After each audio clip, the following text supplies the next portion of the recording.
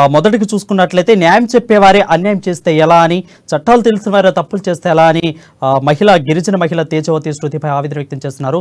తన మామైన వరంగల్ జిల్లా అదనపు ఎస్పీ రేఖ నాయక్పై చర్యలు తీసుకోవాలని గట్టి కోరుతున్నారు. సో అసలు ఈ విషయం ఏంటి, దీని మీద అప్డేట్స్ ఏంటి, మా ప్రతినిధి స్వామి లైవ్ ద్వారా అందిస్తారు. స్వామి, ఓటు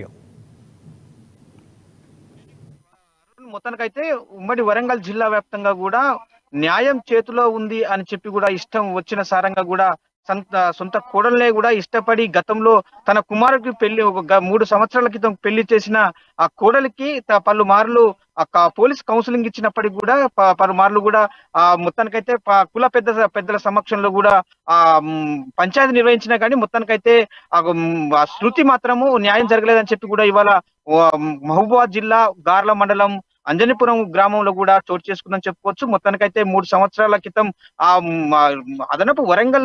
అదనపు ఎస్పీగా పనిచేస్తున్న రేఖ నాయక్ అతని కుమారుడైన శంకర్ తో కూడా గత 3 years క్రితం మాత్రం వివాహం చేసుకున్నారని చెప్పుకోవచ్చు. మొత్తానికైతే ఇష్టపడి పేదింటి అమ్మాయిని కూడా పెళ్లి చేసుకోవాలని చెప్పి కూడా ఆ పెద్దల అంగీకారంతో కూడా, అంటే సొంత నాన్న శంకర్ వాళ్ళ నాన్న ఆయన రేఖ నాయక్ తో పాటు కూడా వాళ్ళ కుటుంబ సభ్యులు కూడా ఇష్టాసారంగానే కూడా పెళ్లి చేసుకోవడం జరిగిందని చెప్తున్న పరిస్థితి కనపడుతుంది. అంజనీపురం గ్రామానికి చెందిన శృతి మొత్తానికైతే ఆమెను అంటే అందాన్ని చూసి పేదరికాన్ని చూసి కూడా పెళ్లి చేసుకున్న నేపథ్యంలో కూడా శంకర్ కు అదనపు కట్నం 50 లక్షలు కావాలని చెప్పి కూడా పలుమార్లు గృహహింస చేయడంతో కూడా పలుమార్లు హెచ్చరికలు జారీ చేసినప్పటికీ కూడా ఆమె సొంతంగా ఆత్మహత్య చేసుకోవాలని చెప్పి కూడా పాల్పడాలని చెప్పి కూడా ఇంట్లో ఇష్టానుసారంగా మొత్తానికైతే ప్రయత్నం చేసిన పరిస్థితి అయితే ఆమె గమనించి ఆ తీరును అలా సొంత తల్లిదండ్రులకి ఇంటికి వెళ్ళిపోవడం జరిగింది. మొత్తానికి తల్లిదండ్రులతో గోడు వినిపించుకున్నప్పటికీ కూడా అక్కడ అంటే మహబూబాద్ సంబంధించిన పోలీస్ స్టేషన్ లో ఎస్పీ దగ్గర కూడా ఫిర్యాదు చేయడం జరిగింది. December 6న కూడా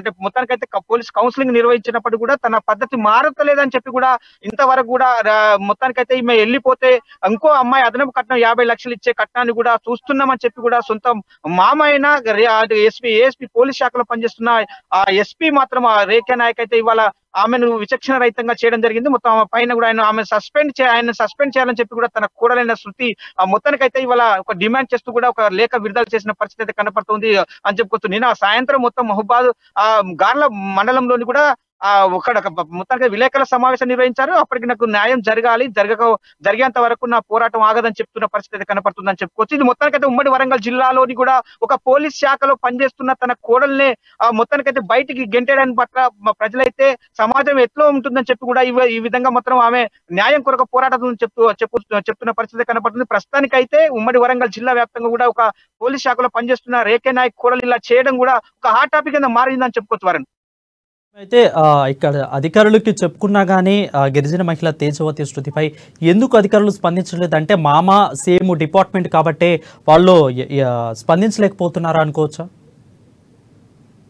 ఖచ్చితంగా అనుకోవచ్చు వరణ్, ఎందుకంటే ఆమె పలుమార్లు కూడా ఆమె మొత్తానికైతే ఈ పేదరికాన్ని అడ్డు పెట్టుకొని కూడా అదనపు కట్నం కావాలి, మీరు 50 లక్షలు కావాలని చెప్పి కూడా వాళ్ళైతే పదే అని అమ్మాయిని మాత్రము ఒక గృహహింసంగా చేస్తున్న పరిస్థితి కనపడుతుందని చెప్తున్న పరిస్థితి ఆమె శృతి మాత్రం ఇవాళ విలేకరుల సమావేశంలో ఆరోపించింది. మొత్తానికైతే ఒక రాతపూర్వకంగా కూడా ఆమె ప్రచురణ మొత్తానికైతే ఆమె ఒక ప్రకటన విడుదల చేసిందని చెప్పుకోవచ్చు. ప్రస్తుతానికైతే ఆ శృతి మాత్రం అంటే పోలీస్ శాఖలో పనిచేస్తున్న మన ఎస్పీగా పనిచేస్తున్న రేఖ నాయక్ మాత్రము ఎవరు ఏం చేయాలనే నిర్భయంగా కూడా ఆమెను వాళ్ళ కుటుంబంతో కూడా వెంటాడుతున్న పరిస్థితి అయితే కనపడుతుందని చెప్తున్న పరిస్థితి అయితే కనపడుతుంది. వీరికైతే వాళ్ళ పైన సెక్షన్ పరంగా కూడా చర్యలు తీసుకోవాలి. ప్రస్తుతానికైతే పోలీస్ శాఖ నుంచి కూడా ఆయన సస్పెండ్ చేయాలని చెప్పి కూడా కుటుంబ సభ్యులు మొత్తానికైతే వాళ్ళ చిట్టి నాయక్ కూడా వాళ్ళందరూ అంటే వాళ్ళ చిన్నమ్మ వాళ్ళ కుటుంబ సభ్యులు అయితే కోరుతున్న పరిస్థితి కనపడుతుంది. ఇప్పటికే ప్రస్తుతానికైతే మహబూబాబాద్ జిల్లాకు సంబంధించిన ఎస్పీని కూడా కలవడం జరిగింది. ప్రస్తుతం